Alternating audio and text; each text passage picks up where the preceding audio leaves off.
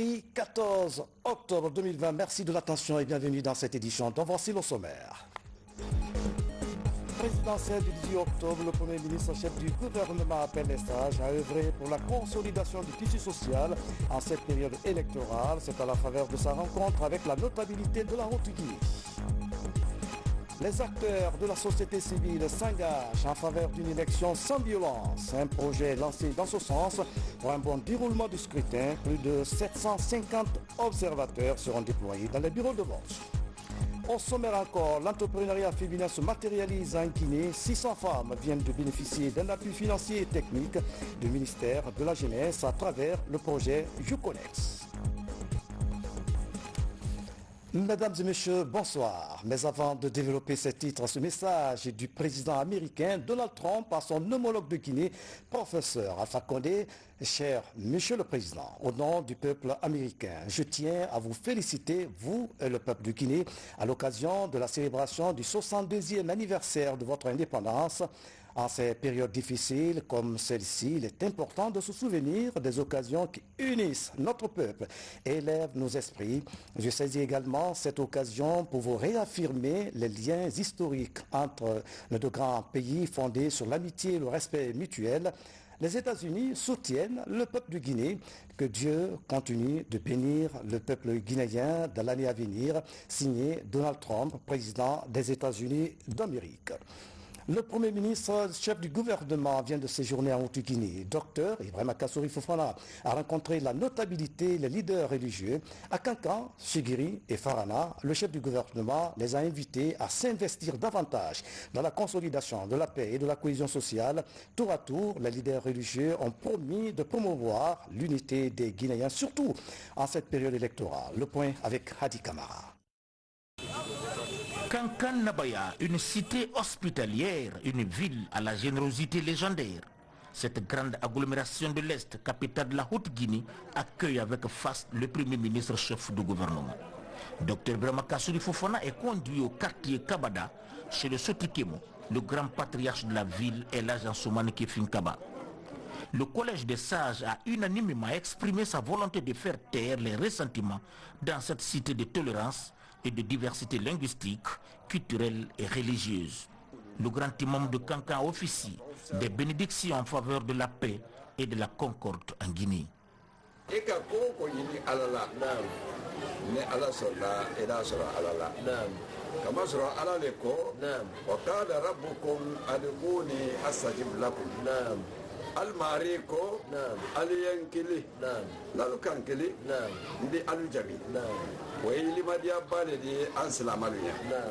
À Chérifoula, les sages et les religieux accueillent le Premier ministre avec les honneurs dus à son rang et selon une pure tradition hospitalière. Dans leur intervention, ils ont tous prôné la tolérance politique mutuelle, la coexistence pacifique des communautés linguistiques et l'unité nationale.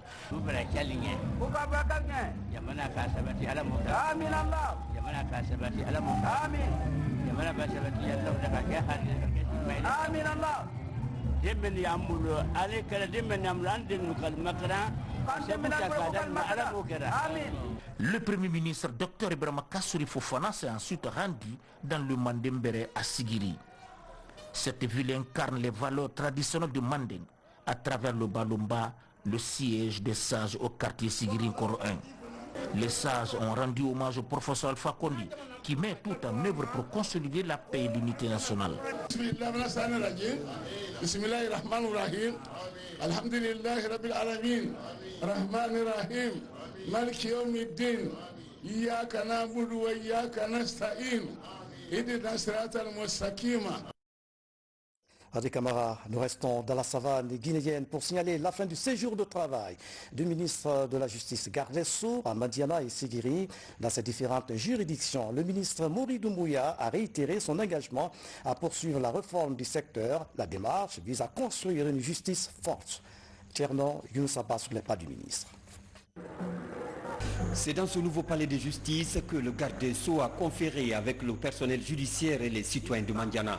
Cette juridiction qui couvre un important ressort judiciaire lié à la densité de la population est confrontée à l'absence de prison civile. Depuis des années, les détenus provisoires et autres condamnés sont transférés à la maison centrale de Kankan, située à près de 100 km.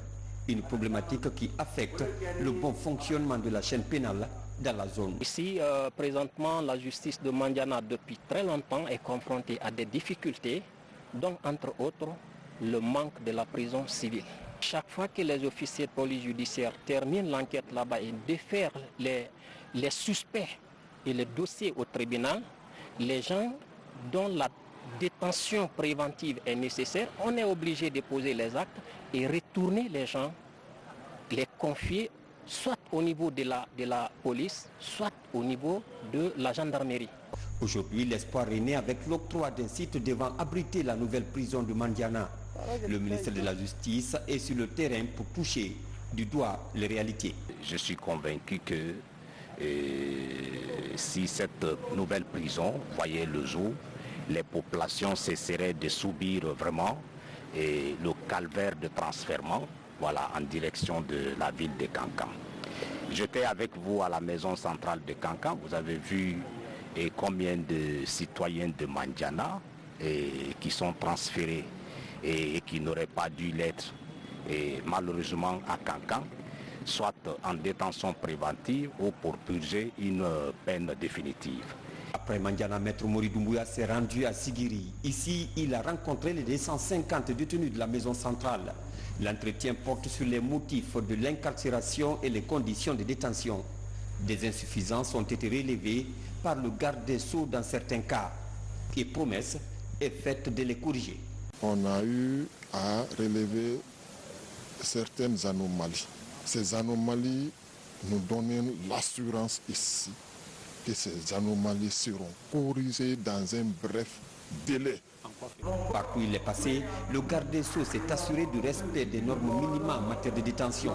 Cette nouvelle politique vise à construire une administration pénitentiaire respectueuse des valeurs universelles des droits de l'homme. L'autre temps fort de cette édition, la CENI prépare activement le scrutin du 18 octobre 2020.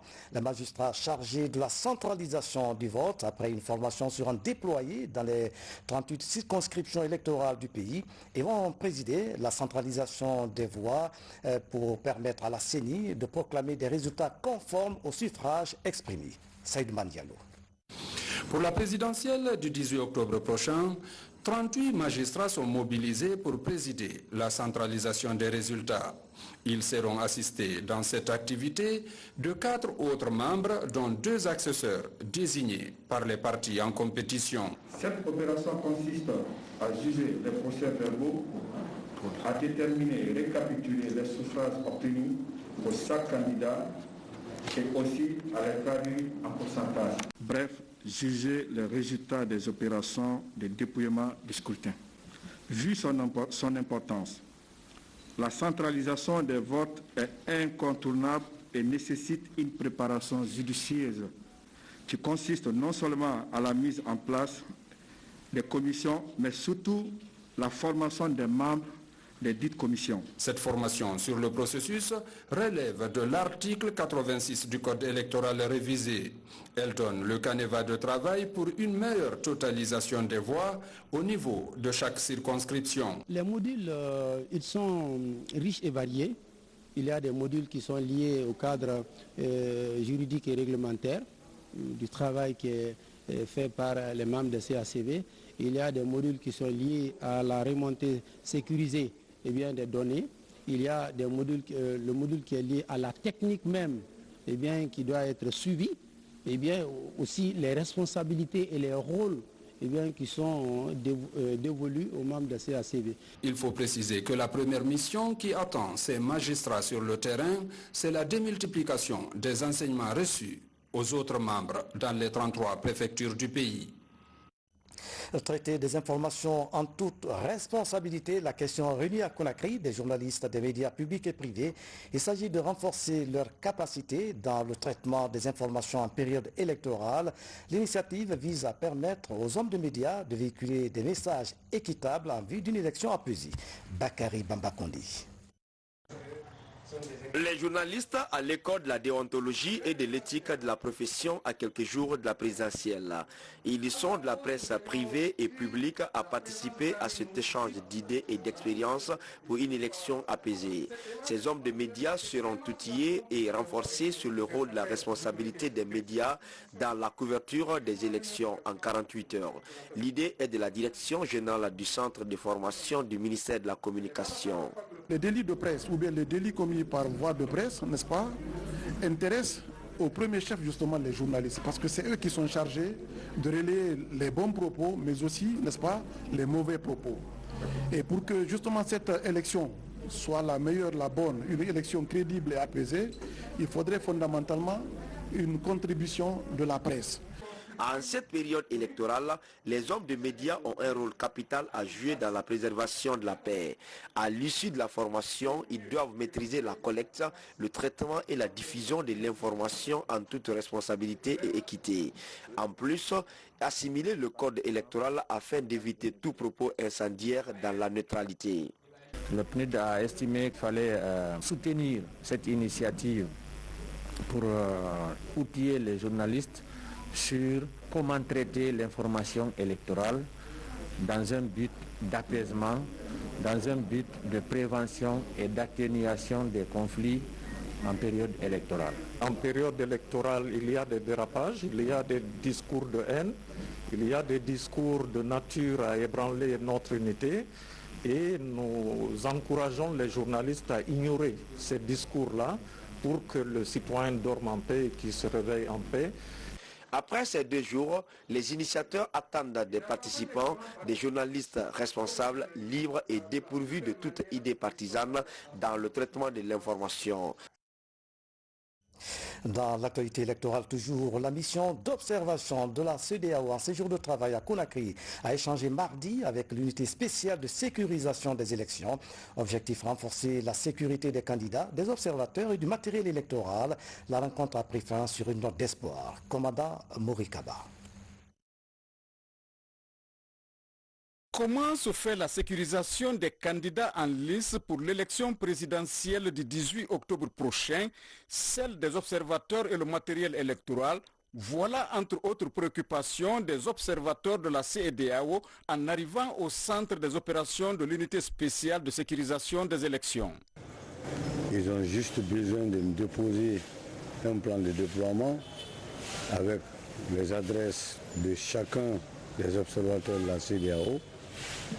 Tout comme les autres observateurs, c'est pas seulement ceux de la CEDEAO.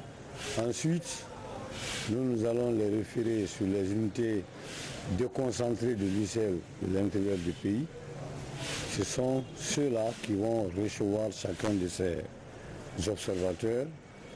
Et après, on va voir comment ils vont être, n'est-ce pas, suivis pendant leurs activités et de façon ferme les apporter de la sécurité. J'avais voulu savoir plus si effectivement le président Dallin était sécurisé par nos forces ou pas. Donc on leur a dit qu'effectivement le président de l'UFDG était vraiment sécurisé. Il y avait une jeep de police devant et une jeep de gendarmerie derrière. Partout il est passé, je crois le dispositif sur nos instructions ont été faites comme ça. C'est ce qui fait même sur les images, vous verrez le commandant adjoint de la CNR de Cancan en train de négocier avec les jeunes militants de l'autre parti. Toute négociation est interrompue avec le refus des jeunes qui étaient venus décider, et au nombre de plus de 200, décider pour ne pas que le président de l'UFDG puisse rentrer à Cancan. Et puisque en matière de sécurisation des hautes personnalités, il n'est pas bon de rentrer en affront pendant que vous avez la sécurité d'une haute personnalité, il fallait replier. C'est ça, c'est ce qu'on nous enseigne dans les écoles de protection rapprochée. Il faut évacuer au lieu de riposter. Après avoir écouté attentivement, la mission d'observation de la CEDEAO se dit satisfaite des réponses apportées par les responsables de l'UCL. Nous savons déjà que cette unité a déjà une expérience, elle a été créée depuis des années, ce n'est pas sa première expérience, donc nous comptons sur cette unité pour faire du bon travail comme d'habitude. Donc c'est ce qu'on peut dire à ce stade. Sinon, le dispositif qu'on nous a présenté est très réconfortant, rassurant. Dans le même registre, le retrait des cartes d'électeurs et le bon déroulement du scrutin du 18 octobre, une préoccupation de la CENI. En collaboration avec les ONG, l'institution a entamé une série de formations dans tout le pays. L'objectif est de sensibiliser les citoyens pour un processus apaisé. Salima Toukanti. Faire impliquer les électeurs à toutes les étapes du processus électoral du 18 octobre prochain est l'une des options de performance de la CENI.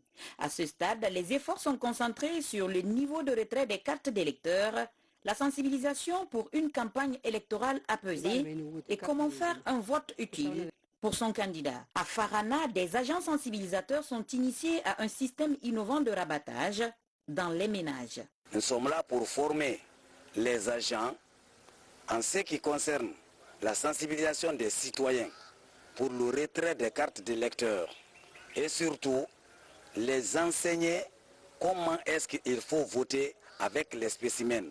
La CENI, en collaboration avec l'ONG CONAG DCF, déroule la série de formations dans tout le pays pour une élection présidentielle réussie et apaisée. Cette campagne de sensibilisation, il s'agit de passer porte à porte, dire aux membres de chaque famille de la préfecture de Farana de passer au niveau de leur chef de quartier pour retirer leur carte d'électeur. Cette campagne de proximité vise une large participation des électeurs pour un scrutin libre, transparent et crédible. Ici à Farana, 6 équipes déployées dans les quartiers de la commune mènent l'opération. La lutte contre les conflits électoraux. Au centre des préoccupations des acteurs de la société civile, la synergie d'action des organisations de la société civile vient de lancer un projet d'observation du scrutin. 750 observateurs issus de la COSEG seront déployés sur toute l'étendue du territoire national pour remonter les éventuelles anomalies. Abraham Christophe Conté, Tierno Yunosaba. Ils sont 750 observateurs nationaux issus de la coalition citoyenne pour des élections et la gouvernance COSEG. Leur engagement est d'observer le déroulé de la présidentielle du 18 octobre 2020. Ces acteurs de la plateforme de la société civile guinéenne seront déployés dans toutes les préfectures de la Guinée. Principale mission, observer le scrutin du 18 octobre 2020 pour une élection apaisée dont les résultats devraient être acceptés de tous. Nous avons déployé 750 observateurs sur l'ensemble du territoire, dans les communes urbaines et les communes rurales, toutes les communes rurales. Et nous avons aussi 76 superviseurs qui vont appuyer les observateurs sur le terrain. Ces superviseurs vont nous remonter les incidents critiques qui vont se faire enregistrer dans les localités bien déterminées. Et cela nous permettra de faire une proactivité sur le terrain et avec tous les acteurs qui seront concernés par ces incidents critiques ou des anomalies enregistrées sur le terrain par nos observateurs. Cette synergie d'action initiée par la COSEG permettra d'impliquer 750 observateurs dans le processus électoral. Cette étape de suivi va contribuer à améliorer la vigilance sur des sujets relatifs à la transparence du scrutin. Nous pensons que en cette période d'élection qui se montre assez compétitive, il est important qu'à travers une communication responsable et généreuse de la COSEG, les différentes parties prenantes soient rassurées, soient interpellées à adopter un comportement responsable pour faire en sorte que, à la fin de ce processus, les uns et les autres se félicitent et appellent à l'apaisement, appellent à l'acceptation des résultats pour permettre à la Guinée de faire un pas en avant dans sa marche démocratique. C'est d'être des observateurs au sens étymologique du terme. Voir, bien voir, noter et avec beaucoup de discrétion. Cependant, les observateurs, ils doivent faire un travail sérieux. Ils doivent être patients. Ils doivent être très attentifs et surtout s'assurer de la neutralité du service qu'ils rendent. À travers ce projet de renforcement du contrôle citoyen des élections et des processus politiques, la coalition citoyenne pour l'élection et la gouvernance ambitionne de renforcer la capacité des observateurs en matière de résolution du conflit électoral. Paix, entente et cohésion sociale, la coalition des femmes de Guinée lance une campagne de sensibilisation citoyenne pour une élection apaisée à Conakry. La campagne couvrira les 5 communes de Conakry et la préfecture de Koya. Mariam Diallo, Mohamed Kamara. Ces femmes s'engagent dans l'apaisement du climat électoral. Le collectif des femmes de Guinée pour la paix lance cette campagne de sensibilisation sur le maintien de la paix.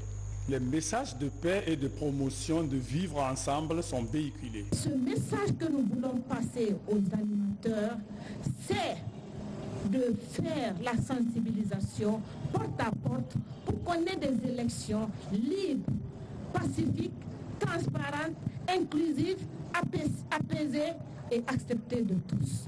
Cette campagne de porte-à-porte va couvrir les 5 communes de Conakry et la préfecture de Koya. Pour ce faire, 103 jeunes sont formés sur la prévention des risques de violence en période électorale. Après avoir outillé les 103 animateurs à déployer sur le terrain pour diffuser via différents canaux consensuels nos messages de paix, tout en mobilisant les citoyens à aller voter. Une fois sur le terrain, de dire aux électeurs, c'est-à-dire aux personnes qui doivent voter, d'aller d'abord, la première des choses, d'aller récupérer leur carte d'électeur et puis d'accepter les résultats qui seront donnés par la CENI, de ne pas accepter les provocations venant de d'autres partis. En tout cas, ce sont quelques messages qu'on doit mettre à la disposition des personnes qui doivent voter pour les élections présidentielles du 18 octobre prochain. Cette coalition des femmes de Guinée pour la paix compte 30 organisations féminines. Leurs objectifs à participer au renforcement de la cohésion sociale à l'occasion de la présidentielle du 18 octobre prochain. On change de sujet, direction Zirikouré où 17 groupements évoluant dans la pisciculture viennent de bénéficier des kits piscicoles. La remise a été faite par le ministre des Pêches, de l'Aquaculture et de l'Économie maritime, Frédéric Loa. C'est dans le registre de l'atténuation de l'incidence du Covid sur les ménages vulnérables. C'est un appui de la Banque mondiale à travers l'Agence nationale de l'aquaculture de Guinée. Mohamed Saliou Paye est notre correspondant permanent à Zirikouré.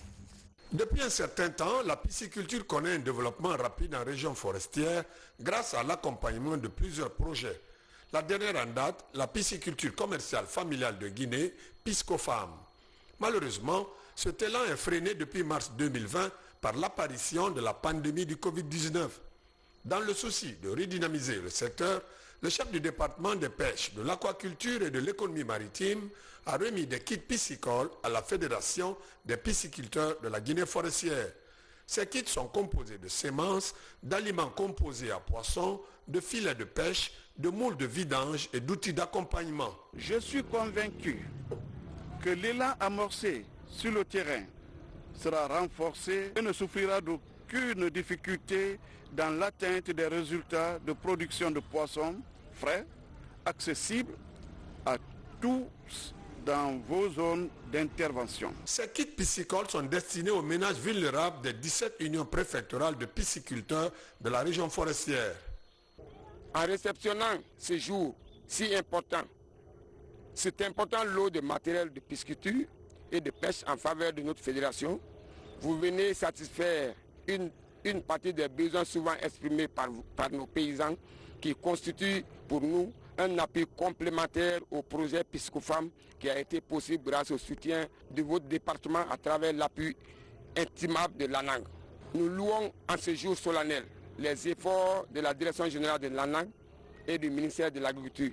Cet appui au secteur de la pisciculture à travers le projet de développement de l'agriculture intégrée est financé par la Banque mondiale. Il contribuera à atténuer l'incidence de la Covid-19 sur les ménages vulnérables de la région forestière. Ici, à Conakry, l'Office national de contrôle qualité du ministère du Commerce vient d'enclencher une opération pour démasquer les produits impropres à la consommation. Déjà sur le terrain, les agents de contrôle ont découvert de nombreux produits périmés. La situation est préoccupante. Tcherno Maroufba Al-Gassimba. Favoriser aux populations la consommation des produits de qualité, c'est la préoccupation des responsables de l'Office national de contrôle qualité. C'est pourquoi une mission reçoit ici les dernières consignes avant le contrôle de terrain. Objectif, sillonner boutiques et entrepôts des 5 communes de Conakry pour dénicher les produits impropres à la consommation. La commune de Matam est la première cible. Il est de notre devoir ici de protéger les opérateurs et de sauvegarder aussi les consommateurs. Donc dans ce cadre, il faut qu'on trie le riz qui sont bons, c'est pas tout. Et bon, quand vous voyez comme ça durer, il y a de ces sacs qu'on ne va même pas ouvrir. On va les prendre comme ça là et procéder à la destruction. Bon, on va voir les sacs qui sont complètement moisis, on jette ça, on détruit les sacs qui sont un peu moisis, la partie moisissure, on enlève ça, les parties qui sont bons, on prend ça et on met dans une nouvelle sac. L'autre constat qui indigne les agents, c'est bien l'exposition des produits à même le sol. Des conditions qui pourraient porter préjudice à la santé des consommateurs. L'ONCQ, dans sa mission régalienne, organise chaque 3 mois, n'est-ce pas, des missions d'inspection. Pour cette fois-ci, c'est de rassurer les consommateurs guinéens que ce n'est pas un feu de paille. Nous allons pérenniser ces actions pour les 3 mois afin d'assainir le marché. Au dire des responsables de l'Office national de contrôle qualité, cette campagne qui vise à retirer du marché les produits nuisibles à la santé publique va se poursuivre dans toutes les communes de la capitale. C'est un dossier à suivre. La dépigmentation et les opportunités qu'offre le secteur pharmaceutique. Un groupe d'étudiants vient d'aborder la question au cours d'une journée scientifique et culturelle à Conakry.